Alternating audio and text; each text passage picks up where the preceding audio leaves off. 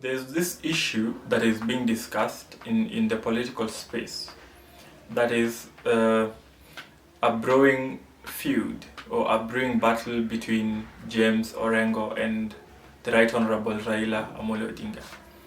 I'd like to weigh in and give my opinion of this particular issue.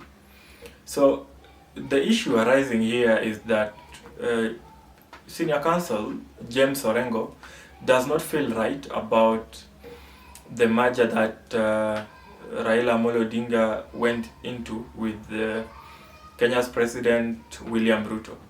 So James Orengo says that a marriage between ODM and the UDA party, or the Kenya Kwanza government, is a bad thing for the country. And the culmination of this all was seen about a few days ago at the funeral of George Odiwuor, who was Raila's bodyguard. So while giving his address in Siaya, the governor, James Orengo, said that he was not part of sycophancy and he will not tolerate it in any form.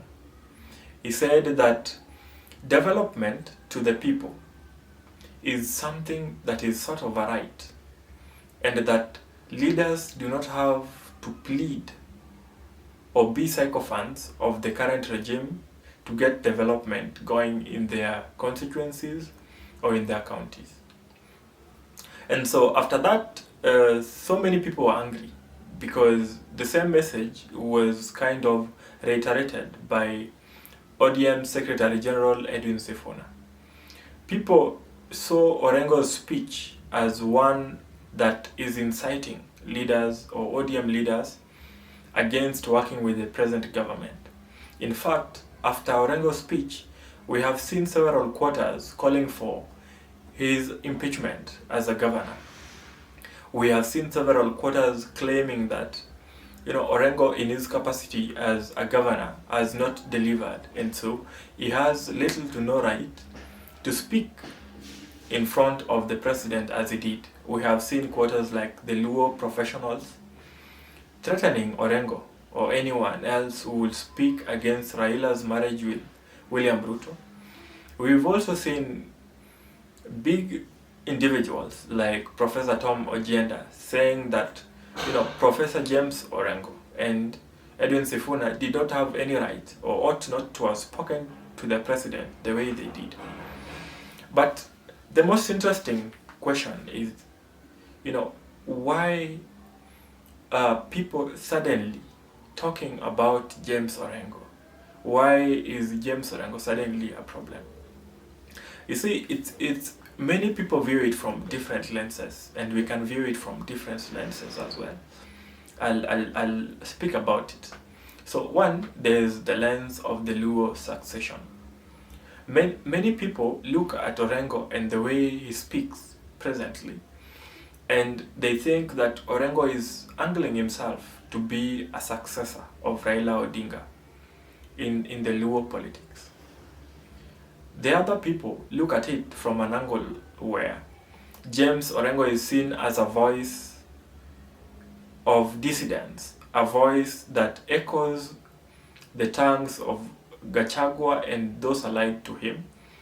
And people look at it from an angle where Orengo is distancing himself from the present government while warming up to the camp that is allied to Gachagua, that includes Kalonzo Musyoka, George Natembeya, Eugene Wamalwa, Fred Matiang'i, and the likes. And the other bit look at it from an angle of kingpinship. It's now coming down to a battle of who is senior in the Luo community. It is a battle of who calls the shot. Does Raila Odinga control James Orengo, or is James Orengo a man of his own heart? So interestingly, if whatever is being said in the public or in the media, or whatever is being insinuated about a rift being between Raila Odinga and James Orengo is true, then it means that this will be the second face-off. You see, Raila Odinga and James Orengo have a very interesting history to say. So back in 1998, Raila Amolo Odinga joined the Right Honorable Daniel Toroitich Arap Moi. Then Raila was in NDP. So Raila went to Kanu and joined forces and claimed that he did that so that the reforms that he would make will be from within the government. However, most of the comrades or most of the patriots that had rallied beside Raila saw this move as a blatant betrayal, because one, they said that Raila betrayed them for going to work with Moi, someone who they were working against. On the other side, Raila claimed that his move into KANU or to join KANU was one that was meant to bring reforms from within the government. And so James Orengo was one of those people who saw Raila as a betrayer. And James Orengo spoke about it openly. He said that politics should be about ideologies. And so the battle began. James Orengo was the MP of Kenya at that time and was to run for re-election in the same constituency. And he was on Social Democratic Party, SDP. And so the battle began. When Raila and KANU saw that Orengo was among the dissidents, he decided to raid Orengo's staff. That is in Ugenya. In the run-up to 2002 elections, NAC, or National Rainbow Coalition, fielded a candidate in Ugenya, the same constituency where James Orengo was supposed to run in. And so Raila invaded that turf and went there himself to campaign for their preferred candidate. That was Ondiek Stephen. And if you're a lover of history, I know that you remember very well the clashes that happened in Ugenya in around 1999, where James Orengo claimed that when Raila raided his staff, Raila came with the money that was poured from the side of the state. Orengo claimed that Raila's goons were people from Nairobi, and those faces were not the faces in Ugenya. And it was a very interesting battle. So in 2002 elections, Orengo decides to run for the presidency. But by this time, most of the people that Orengo had fought with, or most of his comrades, had left and decamped to go and vie on NAC Kenya ticket. But Orengo said that he would not be party to people whom he said that were betrayers of their cause. And so Orengo vied in 2002 and came. He was the fourth candidate with 0.4% of the total votes cast in that election. And again, James Orengo lost his seat in Ugenya to the NAC candidate. And so in that context, Raila Odinga proved that he was indeed the kingpin of the Luo Nyanza. And that is how Raila Odinga muscled himself above James Orengo. So beyond that, Raila Odinga and James Orengo became buddies again and rallied together in the run-up to the referendum that we had in 2005. They were friends again and fought for the same cause.